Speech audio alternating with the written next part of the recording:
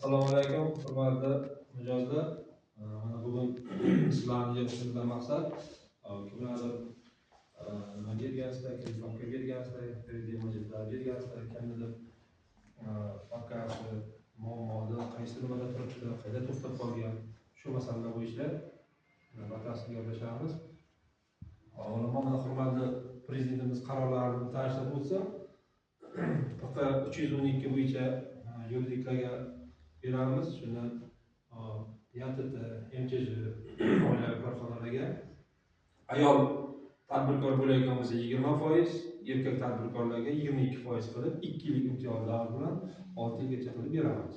Xuddi shunday mahalla 312 ga qaytagan bo'lsak, 100 milliongacha sug'urta bilan beramiz, 100 milliondan ziyodini zalog sifatida salog bilan beramiz.